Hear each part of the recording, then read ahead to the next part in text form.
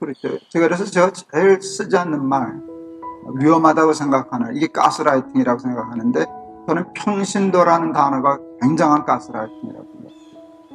평신도라는 말 속에 뭔가 하면, 목사는 여러분과 달라. 당신들하고 나는 종자가 다른 거야. 난 하나님의 일꾼이고 너희들은 평신도야.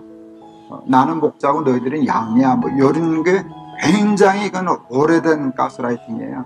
여기 대부분 거기다 젖어 있어요. 제가 참 복을 많이 받은 사람이거든요. 그런데 그 복이 어디서 왔나라고 생각하면 예수 믿는 것 때문에 왔어요. 제가 예수를 믿어요. 근데 좀 믿어졌어요. 그래서 하나님이 믿어진 게 내 삶의 복이었는데 내가 어떻게 하나님을 믿을 수 있었을까 하니까 좋은 교회를 만난 거예요. 좋은 목사님을 만나고 정말 좋은 목사님을 만나고 좋은 교회를 만난 것이 세상에 큰 축복이었어요. 그러니까 좋은 교회를 만난 교회는 복을 받아요. 근데 좋은 교회만 있는가 하면 그렇지 못한 교회도 상당히 많아요. 교회라고 다 교회가 아니에요. 그러니까 교회를 참 분별해야 되는데 제가 첫째 시간에도 얘기했지만 사람들은 학교는 좋은 학교 찾으려고 얼마나 애쓰는지 몰라요. 근데 좋은 교회에 대한 욕심은 별로 없어요. 제가 제일 조금 화나는 일은 가까운 교회가 좋은 교회야. 그렇게 하면 가서 줘봐가지고 싶어. 서울대학 멀어서 가까운 대학 간다는 사람 본 적이 없다. 이제 그거 해야 되는데, 교회는 그렇게 함부로 할 게 아니거든요. 정말 부산에 있어도 좋은 교회면 찾아가야지, 이사 가야지, 그럴 마음을 가져야 그래도 좋은 교회 만날까 말까 하는데, 교회는 우습게 생각해 놓고, 좋지 못한 교회 만나가지고 인생 다 망치고, 바른 신앙생활 못하고 하면 너무나 억울하잖아요. 그래서 좋은 교회란 어떤 교회인가를 좀 공부하고 분별력을 갖는 일이 참 중요하다 생각을 했어요. 제가 이제껏 목회하고 신앙생활 하면서 좋은 교회는 딱 하나로 정리돼요.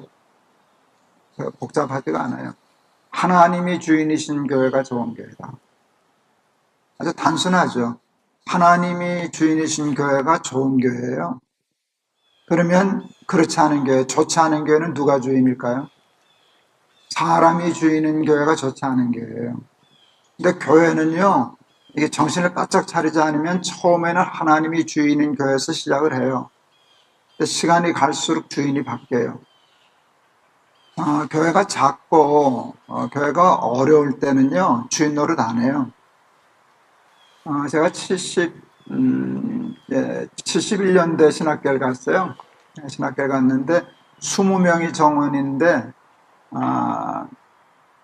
12명이 지원했어요. 몇 대 1이에요? 제가 그렇게 막강한 경쟁을 듣고 신학교에 가지 않았겠어요? 그때는 늘 미달이었어요. 신학을 안 해요. 그건 바꾸는데 어려운데. 근데 그 해에 우리 교회에서 장로 선거했어요. 어느 집사님 한 분이 장로 피택됐어요. 도망갔어요. 안 한다고, 못 한다고. 그게 이제 맥이 같아요. 장로 됐다고 도망가는 거, 신학교 미달되는 거가 같은 이유예요. 근데 제가 78년도에 이제 신학하고 신대원까지 다 하고 졸업할 때 한국에 아주 급격한 부흥이 왔어요. 교회가 막 커지기 시작하고 뭐 대형교회 조짐이 나타나고 이렇게 되면서부터 신학교 경쟁률이 엄청나졌어요. 우리 막내 아들이 신학교 갈 때는요, 평균 사수를 해야 들어갔어요. 고시 치르는 것보다 어려웠어요. 실제로 고시 준비하듯이 고시원에서 고시 준비하듯이 준비해야 신학교를 갈 수 있었어요. 그러면서 똑같이 나타난 현상이 뭔가 하면 교회마다 장로, 집사, 권사 선거가 과열되기 시작했어요. 서로 하겠다고 그러더라고요. 왜 그랬을까? 예전에 가난하고 어려울 때는 목사 장로가 되면은 그 십자가를 다 져야 되거든. 교회 장로가 되면은 교회 재정 어려우면 뭐 자기가 돈 내야 되잖아요. 그 부담스러우니까 하이나 못해요. 그런 거고. 그런데 교회가 커지니까 돈이 많아졌거든요. 제가 목회했던 교회만 해도 돈 많았거든. 1년에 쓰는 돈이 엄청나잖아요. 돈은 힘이거든요. 사람도 힘이고요. 그러니까 세상에 있는 권력, 그런 매력들이 교회 안에도 들어오기 시작하면서부터 너무 부정적인 면으로만 봐서 조금 위험하긴 하지만 신학생들 많이 몰렸거든요. 그건 사실이거든요. 다 장로 되겠다 그랬거든요. 그러니까 교회가 커지면 사람이 주인 노릇하려고 하는 교회로 가기가 쉬워요.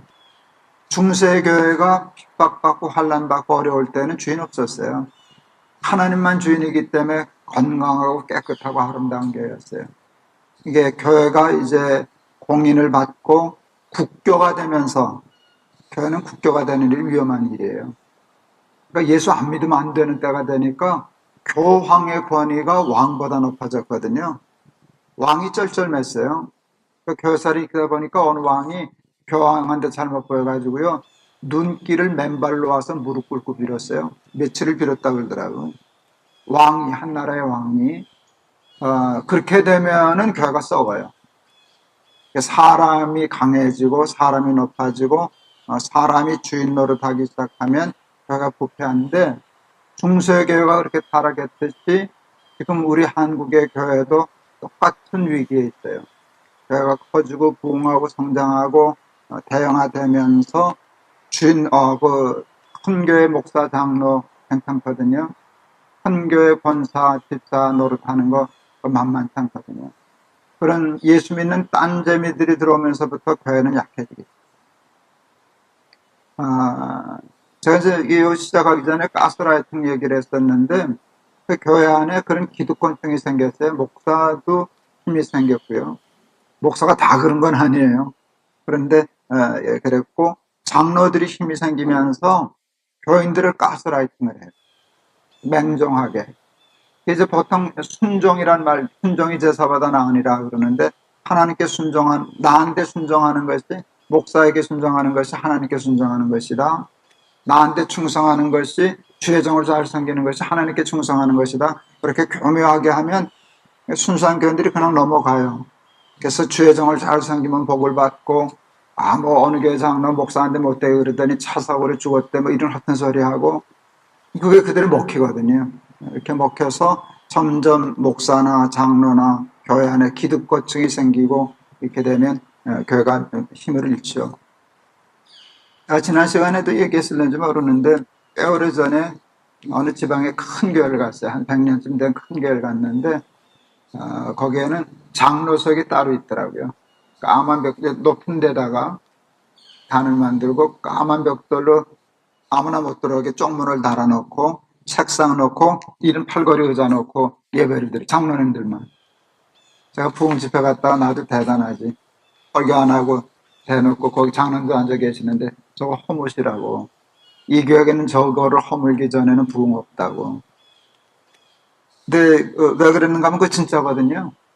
아니, 당회할 때는 당회원만 들어와서 해야 되지만 예배 드리는데 왜 장로라고 특별 대우를 해야 되냐. 그거 굉장히 위험한 거거든요. 그래서 그 교회 제가 집회 간다면 싸움 났어요. 어느 장로님하고 안수 집사가 싸웠대요. 어디서 졌다고 목사를 데려왔냐. 목사 말 맞는데 왜 그러냐. 그래서 내가 속으로 잘 싸웠다 그랬었죠. 그래서 한동안 제가 이제 그러고 다니니까 교회에서 저를 집회 초청을 안 했었어요. 김동호 목사 하면 교회 실제로 분란이 생기니까. 교회 분란시킨다 그래가지고 블랙리스트 올라가지고 지금도 불편한 교회들 많지요. 근데 뭐 그걸 자랑하려고 그러는 게 아니라 그만큼 한국 교회가 왜 거기다 특별히 대우하고 그런 재미 빠지면은 예수 믿는 순수성을 잃어버리게 되거든요. 그러려면 오늘 이제 강의하려고 하는 건 이거예요.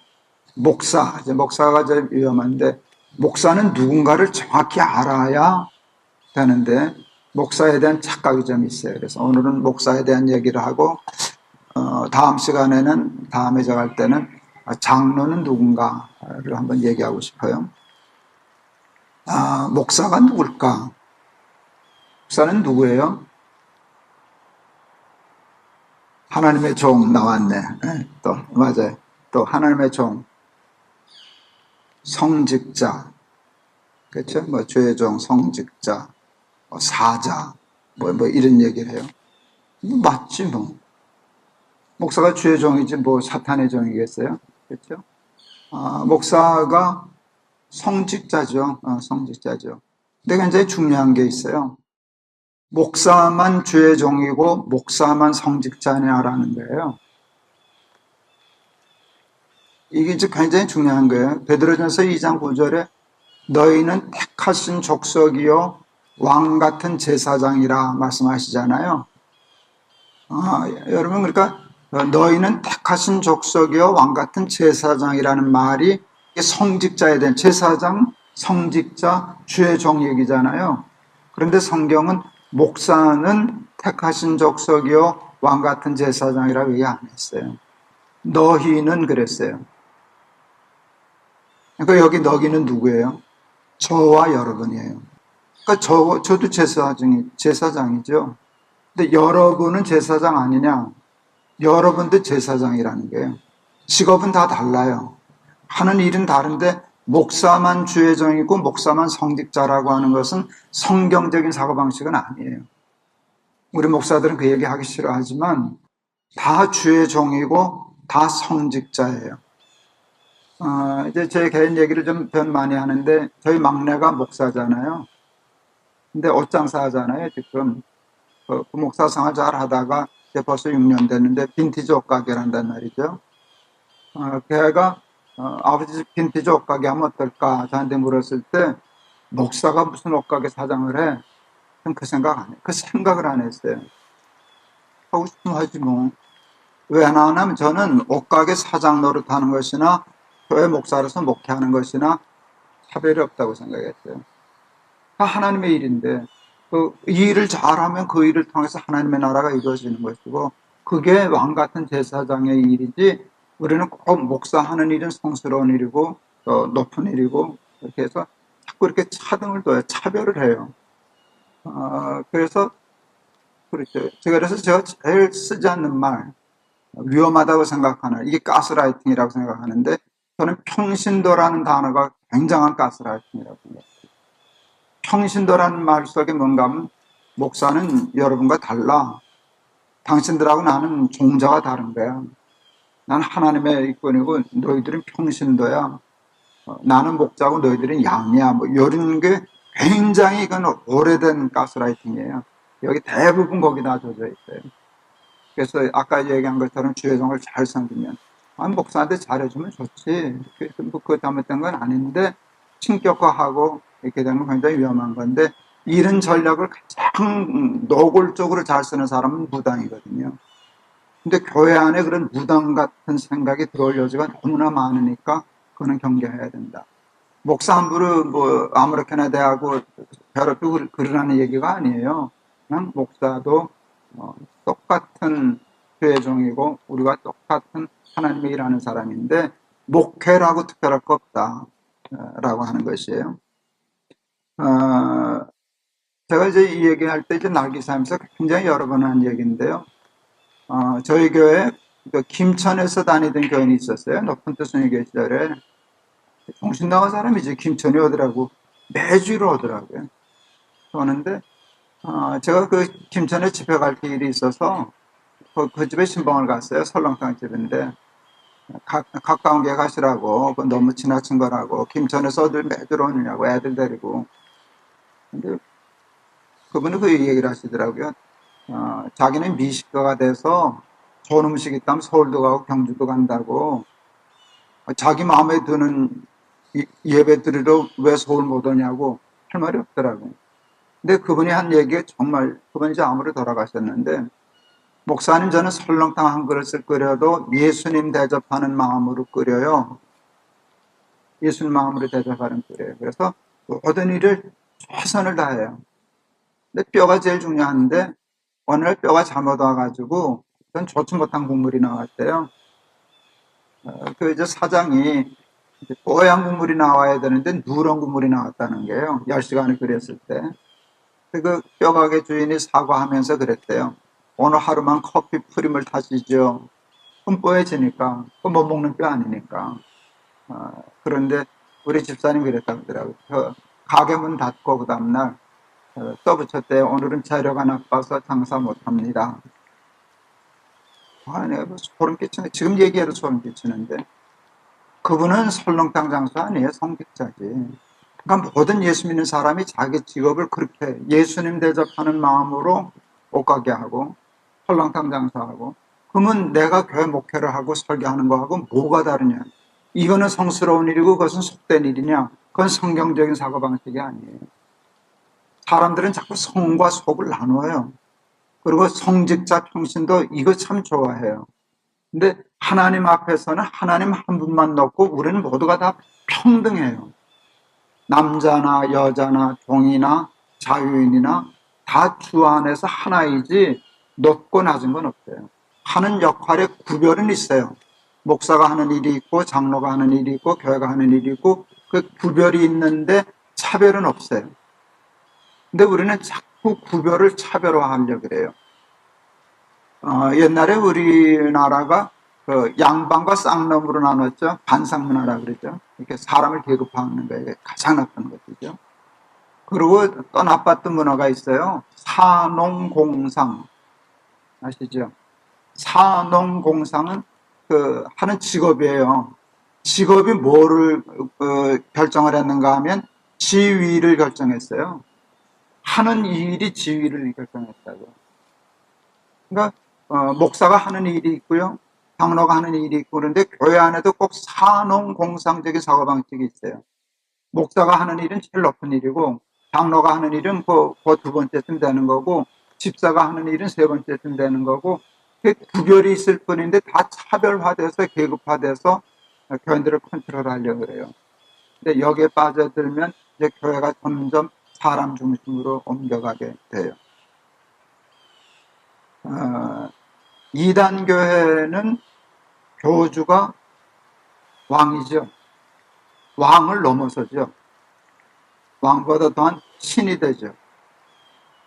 재림주가 되고 그러잖아요. 정말 신격화하잖아요. 이단 교주는 그래요. 교주는 신이에요. 근데 이게 한국교회에서도 성직자, 목회자에 대한 것이 심해지면 아이 별로 가요. 그래서 뭐 담임 목사 생일 때 헌금하는 교회도 있어요. 그게 주의종 잘 섬기는 거라고. 교인들이 다 그런 교회 가서 목사하면 부자 될 것 같아요. 그죠? 근데 그걸 다 당하거든요.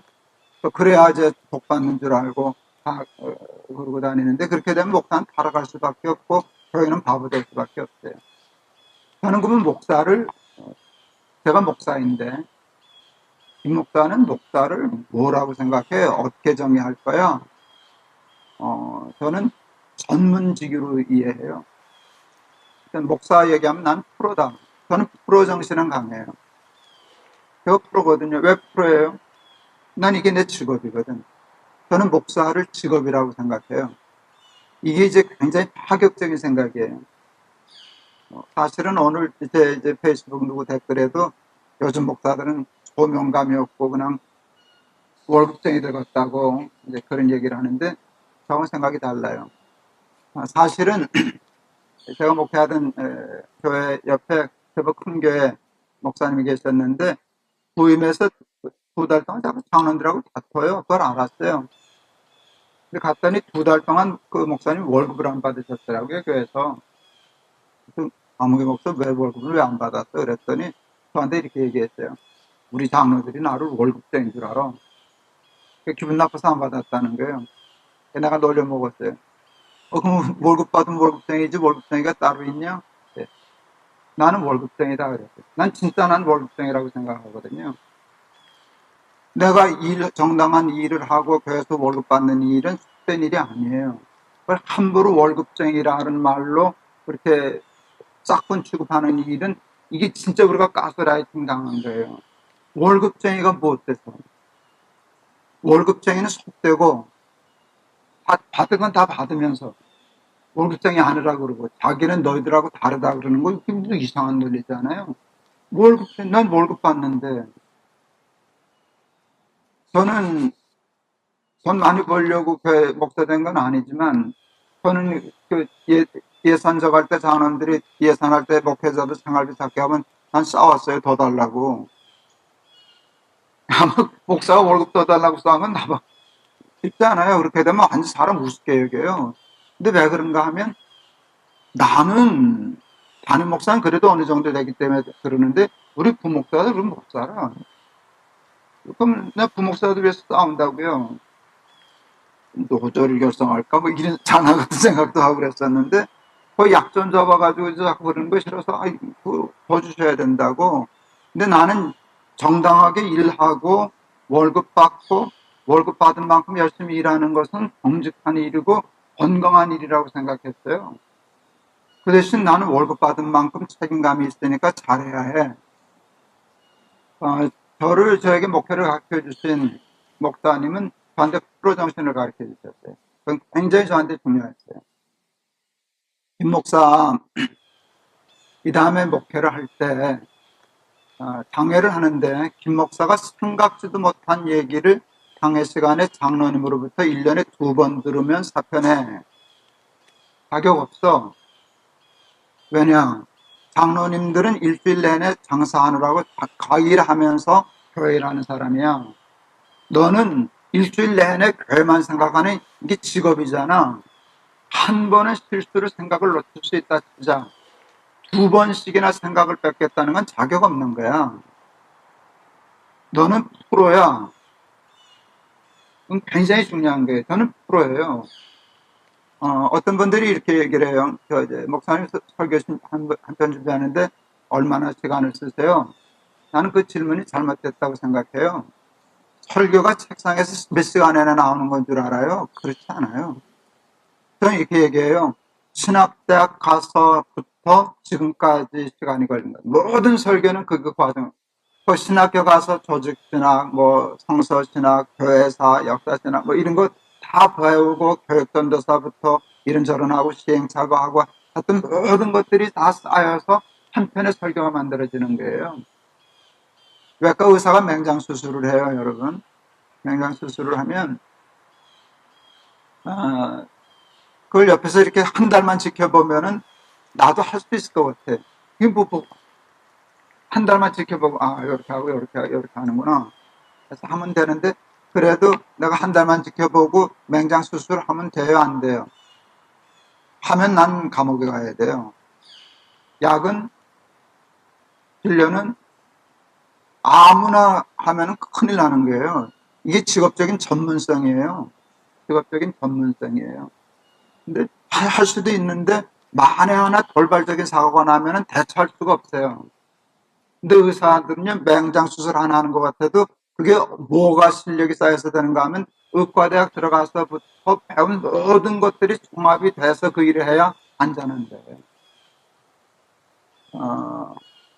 저는 뭐 평신도라는 말 안 쓰지만 그렇다고 해서 교인들을 함부로 강단에 세워서 설교를 안 시켜요. 그걸 보면 참 옹졸하고 푹잡은 목사라는 얘기 들어도 안 해요. 사실은 보면은요, 교인들 중에 목사보다 설교 잘하는 사람도 있어요.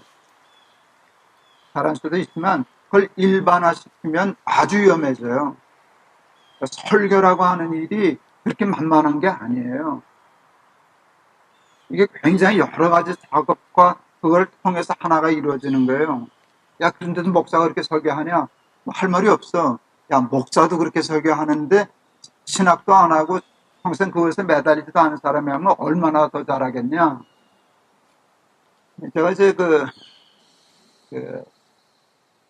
당뇨가 있어가지고 이제 고생하니까 우리 교회 장로님 중에 한 분이 당뇨에 좋다는 거 풀도 없고 콩쌀 먹고 이러는 분이 있었어요.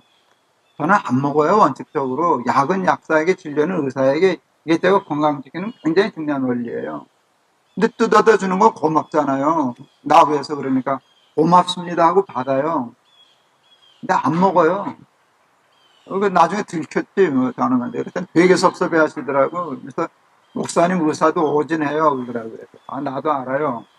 근데 그 장로님이 이상합니다. 뭐가 이상해요? 그래서 의사는 어쩌다 오진하면 돌팔이라 그러고 돌팔이는 어쩌다 맞추면 명이라 그럽니다.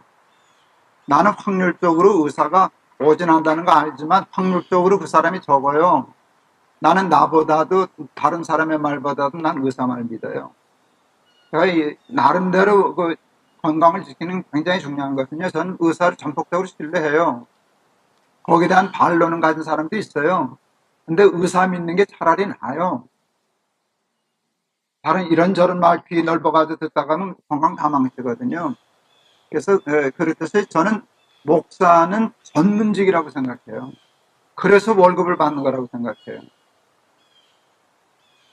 어, 그래서 저는 목사를 이렇게 정의하면요, 배를 얘기한다라고 하면 저는 목사를 선장이라고 생각해요. 목사는 배 키를 잡고 하는 선장이에요. 근데 이제 선장이란 말을 써도 사람들은 이것을 계급으로 생각해요. 아, 배에서 제일 높은 사람. 근데 선장이라고 하는 것은 그 기능이에요. 여러분 혹 아세요? 큰 배, 선장이 키 잡는 데는 대통령도 못 올라가는 거 아세요? 만일 대통령이 함부로 올라가면 그 원칙대로 얘기하면 감옥 가야 돼요. 굉장히 위험한 일이니까. 선장 외에는 키 못 잡아요. 뭐, 선장이 아마, 누구한테 저기서 잘 모르겠지만, 하여간 그 원칙적으로 그렇잖아요. 저는, 목사는 교회를 목회하고 설교하는 일에 전문적인 프로페셔널인 선장이라고 생각해요.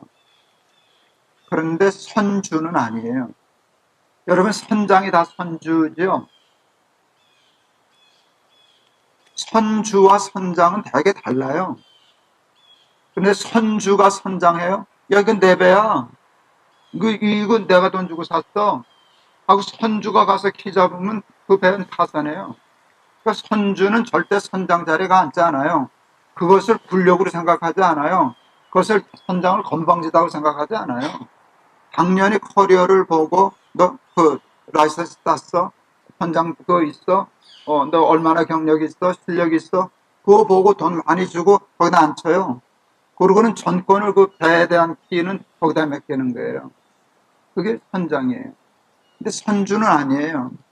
그러면 교회의 선주는 누굴까요? 첫째는 원론적으로 하나님이에요. 그런데 교인과 목사만 놓고 봤을 때 나는 목사는 선장이라고 생각했어요. 교인은. 난 교인이 선주라고 생각해요. 교인이 주인이거든요. 여러분, 백성이 주인이잖아요. 대통령이 주인이 아니잖아요. 왕이 주인이 아니잖아요. 국회의원이 주인이 아니잖아요. 백성이 주인이라고. 그게 굉장히 합리적인 생각이고 민주적인 생각이에요. 이렇게 되면 교회의 주인은 사실은 교인이에요. 근데 교인이 자기가 전문가가 아니니까 신학하고 목사 안수 받은 사람을 선장으로 담임 목사로 앉히고 교회 부탁해요. 목회해 주세요. 맡겼어요. 믿고 맡겼어요. 그게 맡기는 거잖아요. 그리고 따라가 주는 거예요. 그런데 이게 선장이 지멋대로 운전하고 이게 실력도 없고 그래요. 그러면 어떻게 해야 돼요? 잘라야지. 자르죠. 왜 배는 주인이 따로 있으니까, 당신 안 되겠다고 내가 믿고 맡겼더니, 이거 위험하다고 다른 데 가시라고. 그런데 선장이, 내가 선장인데 어디가 이러지 못하잖아요. 나는 목사와 교회와 교회 내 관계가 꼭 그래야 건강할 거라는 생각을 가졌어요. 근데 우리 한국교회는요, 목사가 선장인 동시에 다 선주예요. 선주를 넘어서서 거의 하나님이지. 제가 동안교회 담임 목회할 때, 할머니 한 분이 허리가 다 꼬부라진 할머니가, 그러면 저는 그때 40대였거든요. 바르게 젊은 목사인데, 80 넘은 꼬부라진 할머니가 나오면서 꼬부라진 허리를 더 굽히는 거야, 목사라고. 자기 손주뻘 같은 목사인데 담임 목사하고 허리를 진짜 더 구부리고서는, 아유, 우리 작은 하나님, 우리 작은 하나님. 완전히 할머니 전통적으로 가스라이팅 당한 할머니지. 목사는 하나님인 줄 안다고. 근데 우리 목사들이 그런 착각을 갖고 있거든요. 그래서 주의 종을 건드리면 벌 받는다고 이런 허튼 소리를 하는데, 아니요. 나는 전문직이기 때문에 그런 굉장한 그 의식은 있어요. 아무에게나 설교 맡기고 그러지는 않아요. 그리고 나는 내가 소신껏 교회를 목회하려고 그래요. 그러나 내가 선주라고 생각하지 않아요. 그래서 저희 교회는 뭐가 있었는가 하면 모든 담임 목사들은 6년 한 후에 교인들에게 투표받자. 평가받자. 그리고 다시 성빙을 받아야 6년 더 일하자. 그래서 제가 선장과 선주의 역할을 정확히 구별해야 교회가 건강하겠다. 그래서 사실은 제가 재신임 제도를 했었어요. 한국 교회는 이제 위임 목사라는 제도가 있어요. 저는 이게 불공정 계약이라고 생각했어요. 여러분, 목사는 위임 목사가 되면 아주 편해요. 위임 목사가 뭔가 하면 한번 위임되면은요, 70세 정년까지 보장된 거예요. 좋지. 장점도 있어요. 약간 흔들리지 않고 소신껏 목회할 수 있는 일이 있는데, 이 소신껏 하다가 소신껏 잘못 가져올 수도 있거든요. 내보낼 수가 없어요. 저도 위임 목사였거든요. 근데 위임 목사가 되면 교회는 함부로 목사를 내보낼 수가 없어요. 근데 위임 목사는요, 다른 게 제 마음대로 갈 수 있어요. 공정하자면, 교인들도 못 내보낸다면, 위임 목사는 자기 마음대로 다른 교회도 못 간다라고 하면 공정해요. 근데 교인들은 못 내보내요. 쉽게. 내보내려면 돈 많이 줘야 돼요. 그래서 사고 치면 목사는 돈을 많이 벌어요. 이런 말만 하니까 나도 자꾸 사이비 같아지긴 해. 이게 너무 지났어요. 근데 실제로 그래요. 정상적으로 목회하면 퇴직금만 겨우 받을 수밖에. 사고 친 목사들이 돈 더 많이 받거든. 내보내려니까. 그게 위임제도 때문이에요. 저에게는 그거 할 수 없었던 게 교인들이 6년마다 한 번씩 투표해서 이제 그만하자라고 하면 떠나야 되니까 세상 모든 직업이 다 그런 거 아니에요, 대개? 예를 들면 저는 선장, 오케스트라 지휘자, 뭐 축구, 야구, 감독, 전권 굉장히 권한이 커요. 그렇지만 계약 만료돼서 잘리면 그냥 떠나야 돼요. 요런 그 균형이 밸런스가 맞으면 좀 단점도 있고 좀 더디 가는 것도 있고 문제도 있을 수 있지만 그래도 굉장히 좀 건강한 교회가 되지 않을까 이렇게 생각을 했어요. 예. 그래서 목사를 해고한다는 말을 여러분 들어본 적이 없어서 굉장히 힘드실 거예요. 근데 난 목사도 해고 당할 수 있어야 한다. 해고해야만 좋다는 게 아니에요. 해고할 수 있어야 목사도 다르게 목회할 수 있다 이렇게 생각을 했고요. 그 다음에 해고도 할 수 있어야 되고 모든 직업은 정년이 있고 퇴직이 있어요. 여러분이 퇴직한다라고 하는 일이 그 퇴직당하는 사람으로서는 참 힘들고 어려운 면이 없지 않아 있어요. 그렇지만 전체 사회적으로 보면 그게 사회를 굉장히 건강하게 하는 거예요. 또 새로운 사람이 또 일을 하고 또 퇴직하는 사람은 자기가 준비해서 노후에 태양빛으로 살 수 있는 준비를 해야 되고 해야 되는데 끝까지 붙잡고 있으면 이게 참 어렵거든요. 근데 한국교회는 원로 목사라는 제도가 있어요. 저는 개인적으로 찬성하지 않아요. 목사는 원로 목사가 되는 게 참 좋아요. 죽을 때까지 월급 주니까. 근데 그거는 세상에는 없는 거거든요, 상식적으로. 여러분, 원로 교장 있어요? 원로 사장? 뭐 개인 거라면 그거야 그렇겠지만, 월급 사장은 원로 없어요. 그냥 계약 끝나면 끝이에요.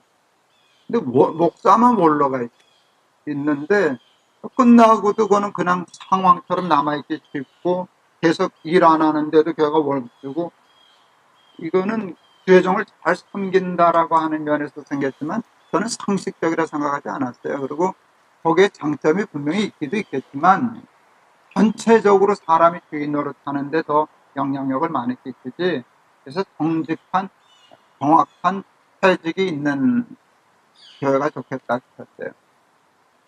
사랑의 교회 옥하는 목사님이 살아계셨을 때 교회자 동안교에 있을 때인데 강의하면서도 참 불편하네. 여러분이 나한테 가스라이팅 당하지 말고 잘 구별해서 들으세요. 제가 이제 저희 교회가 이제 청년 목회를 제가 좀 열심히 잘해서 청년이 많이 모였어요. 그랬더니 그 합동측이죠. 옥하는 목사님. 합동측 교회 목회자들 500명을 사랑에게 수영관에 모아놨더라고요. 무슨 세미나를 한다고. 야, 김 목사 너 와서 청년 목회 강의 2시간만 해라. 예 하고 갔죠. 목사들이 500명이 보이니까 내가 딴 생각이 들더라고요. 그래서 하라고 한 그 청년 목회는 1시간에 다 끝내버리고 1시간을 시키지 않은 강의를 했어요. 원로 목사 하지 말자고. 목사들이니까 언제 내가 목사를 500명씩이나 모아놓고 얘기를 해요. 내가 그때 한참 이거 쓰고서 원로 목사 제도 없지 하자고 얘기할 텐데 그 캠페인을 해야지. 그랬더니 옥하는 목사님이 뒤에서 싱글싱글 웃더라고요. 저 자식 저 시키지 않은 소리 한다고 웃더라고. 이제 강의를 하고는 내 빼는 거예요. 저 잡힐까봐 목사님한테. 이제 잡혔지 뭐. 야, 밥 먹고 가라. 아, 진짜 밥을 한 석이더라고. 시키지 않은 소리 해놓고 원로 목사 하지 말자 소리 해놓고 도망가야 되는데 잡혔으니 밥이 몇 개.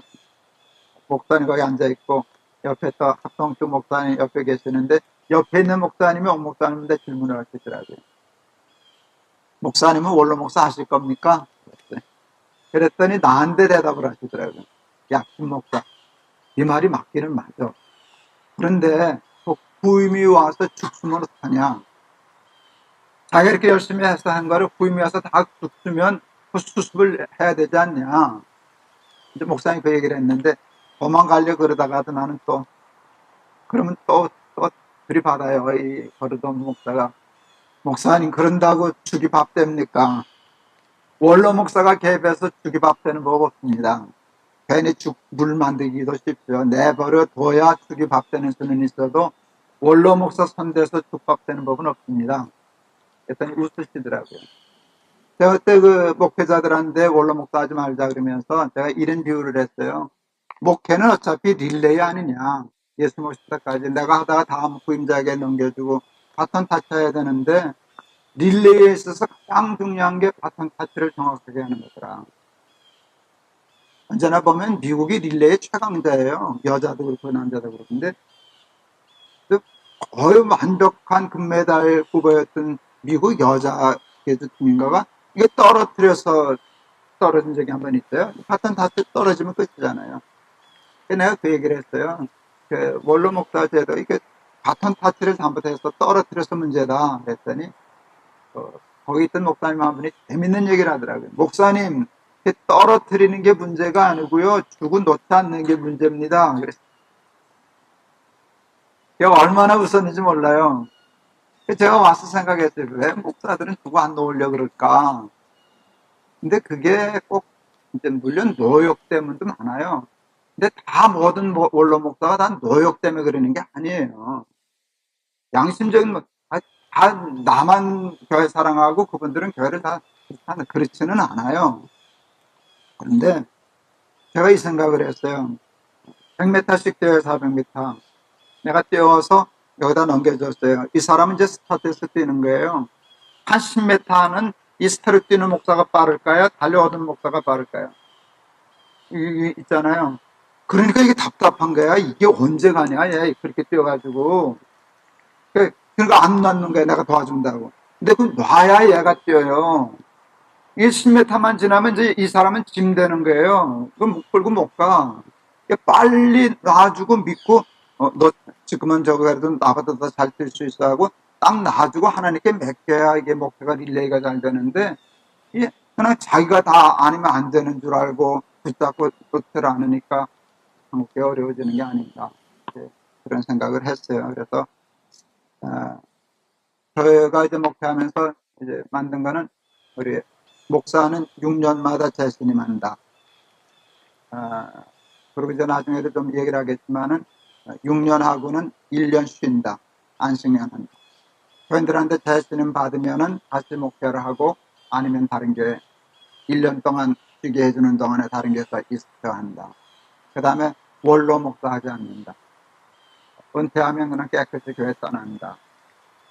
그렇게 했는데 인간적으로 좀 섭섭하고 그런 것도 있지만 결론을 얘기하면 저도 건강해졌고 교회도 건강해져서 제가 이 산사르관 교회에서 이런 거 없애야 된다, 이렇게 해야 된다라고 했던 일을 사실은 높은 뜻 순위교회를 마지막 목회하면서 다시 실험한 거거든요. 실험했더니 제 기준에서 볼 때는 표식이 틀리지 않았어요. 그리고 교인들 나는 그래서 도리어 그 마지막 목회하던 때가 참 행복했어요. 그리고 은퇴하니 지금도 많이 행복하고 깨끗하고 그 다음에 교인들한테 그 평가를 받아야 되는데 과연 내가 높은 뜻 순위교회를 선택할 때 제가 그렇게 됐거든요. 내가 좋은 목사님 만나서 이 복을 받았으니까 나를 목사를 만나는 우리 교인들이 복받게 해주십시오.